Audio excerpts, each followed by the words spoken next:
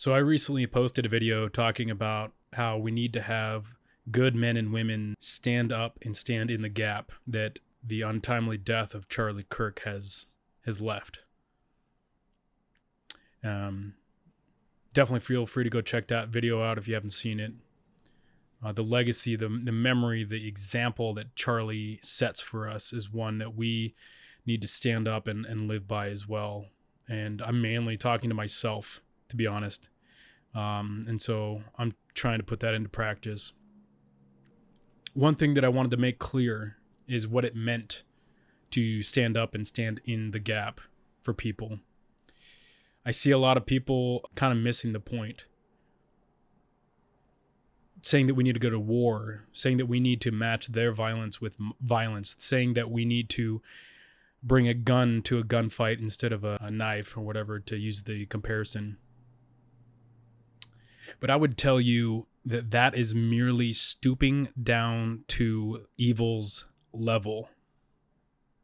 See, it doesn't take a strong man to resort to violence. Even in kindergarten, even in grade school, you could see kids resorting to violence to solve issues.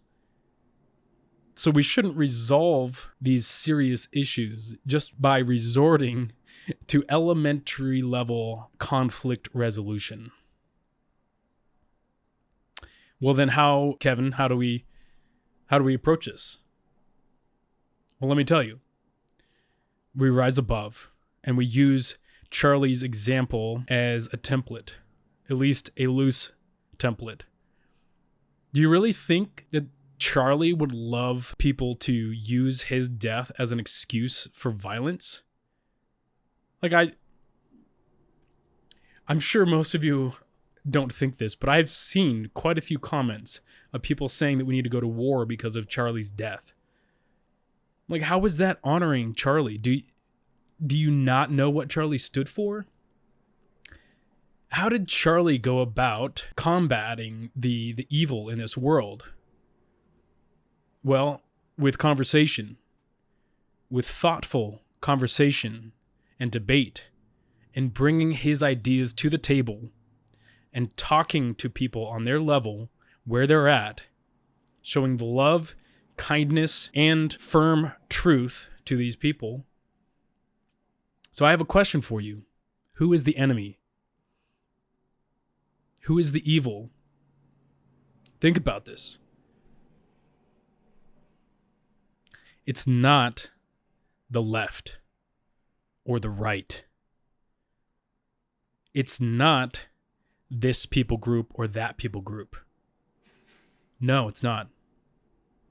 I see evil on all ranges of the spectrum, left, right, center.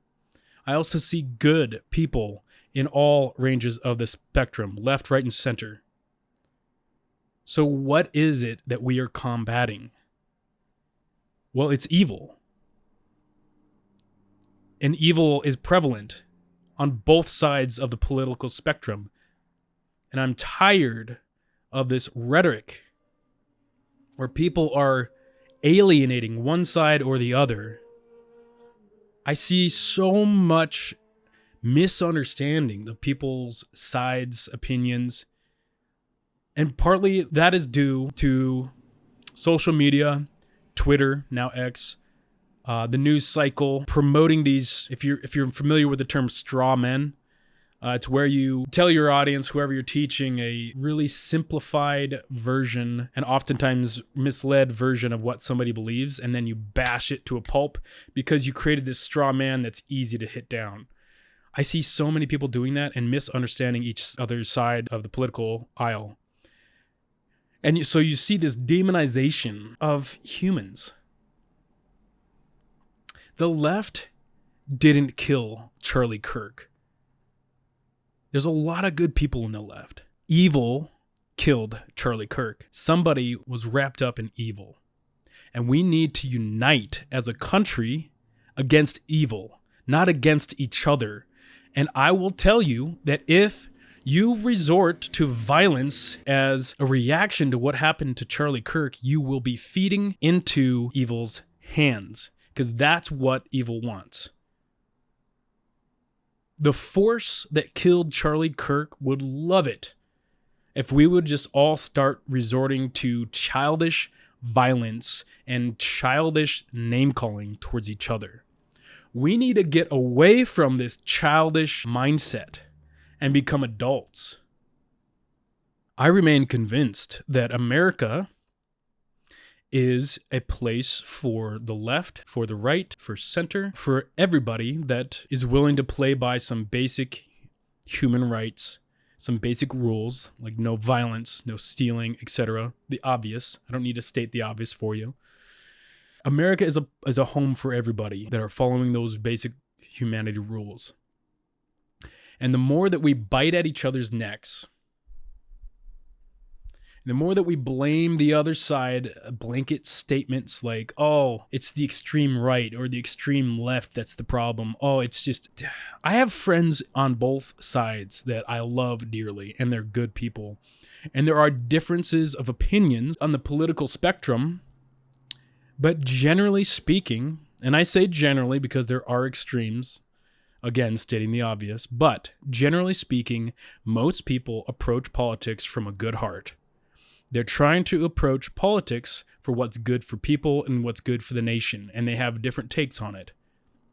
And I am tired of seeing the left and the right demonize each other and misrepresent each other's views because either they don't understand what the other side really believes, or they purposely malign them because they're willing to, I don't know, win at all costs. I am so sick and tired of it. And the more that happens, the more we will see this kind of violence happen. We need to grow up as a nation, as a people. We need to start being mature. We need to grow up past the elementary school rhetoric, name calling, the prepubescent way of thinking and tribalism. We need to grow out of that and grow in to a more unified, mature way of thinking where public discourse, where talking through ideas is celebrated and violence is not celebrated and, in fact, condemned. This is how you stand in the gap. But it takes work, because it is so easy just to sit there and listen to the news cycle and become polarized because of what you're being fed. Because if all you're seeing is from the right or from the left that the other side is bad, the other side's doing this, the other side's doing that, and you're only ever seeing the straw men that are propped up to give you a false understanding of what the other side believes, then you will remain childish in your thinking and your actions. Childish men and women resort to violence first. Now, am I saying that there's no place for violence? No. Let me explain. I have spent a significant amount of time training with firearms to protect life. I don't ever want to have to take life. However, if someone who has been possessed by evil goes to try to take out my wife and children, you better believe that I'm going to protect life and I'm going to take out that evil person. Now, that's a last resort. And a strong man or woman will see it that way, but a weak person only ever resorts to violence because, believe it or not, oftentimes, there are other options than violence. I feel like I'm teaching, elementary school kids here, but it's true. And I don't know why so many people are just spreading so much hate. Even people that I love, I see spreading hate towards the other side. And I'm tired of it. We need to stand up and stand in the gap to protect life and to protect ideas, good ideas. If an idea is good and if an idea is true, we don't need to be insecure about this idea, because then it will hold up to criticism if indeed it is true. But too many people are insecure about their belief systems, I assume. Why else would you resort to name calling and violence to try to shut down the other side? If your view indeed is good enough, then bring it forth, put it into discourse, public discourse, and let criticism, helpful criticism, take its course. And if it is indeed true, then it will only grow stronger. We need to step away from being insecure adolescents in our approach to political discourse and political change. We need to grow up. My recommendation, if you want to step up and start making an actual difference, that's a positive difference, is spend time learning what the other side actually believes from them. Don't try to study what a different side believes from people on your side. Trust me, this is something that I have learned the hard way. And I have spent years and years of my life learning to be a devil's advocate. I don't necessarily like that term, but it's the only term to describe what I'm talking about, is to put yourself in somebody else's shoes, to understand where they're coming from, to understand their heart. There are indeed some bad actors out there, but it will become very apparent. Most people have a decent heart, and most people want what's best for the nation and for people. And they might be wrong in a lot of their ideas. The only way to breach the gap and to be able to have conversations like Charlie Kirk did is to approach it like Charlie Kirk did. Show respect to those people that disagree with you. Have an inquisitive mind. Be more intellectual as opposed to operating from this emotional level where you get upset when somebody disagrees with you. You can rise above this emotional pool of just reaction to, he disagrees with me. Believe it or not, you can rise above and have an intellectual conversation with people that disagree with you. It is possible. Ask me how I know. I have learned this in some ways through the hard ways. But we need to love people. Standing in the gap is loving people. However, don't be confused. Loving people doesn't necessarily mean that you're nice to them. Not always. In fact, I think there's a difference between being nice and being kind.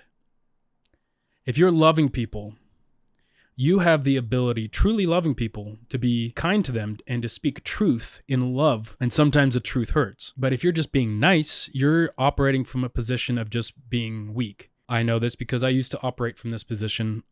I used to be a people pleaser. I could not be nice to people.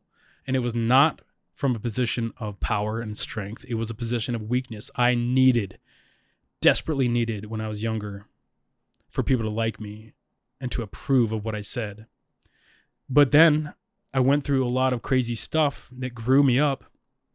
And now when I'm kind to somebody, it's from a position of power and strength. And I'm only saying this is because I think there's a real distinction between being a nice guy and being a kind man. Being a kind man means that though you have the power to speak harshly sometimes, you are actually able to channel that power in a way that makes a difference. And you can be kind, but you can also be firm. And if somebody's threatening life, you can also be deadly. Being a strong man or woman means being able to rise to the occasion with a heart of love and the strength to be firm and to stand, to protect life.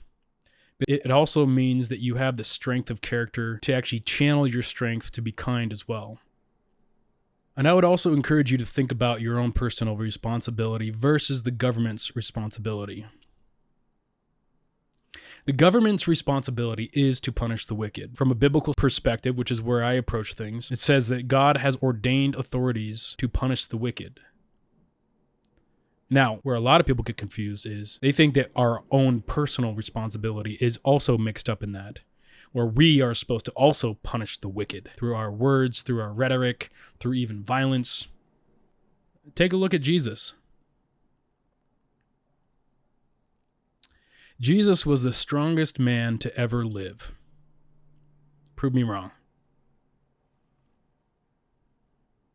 He was called a lion the Lion of Judah, but he was also called the Lamb that was slain.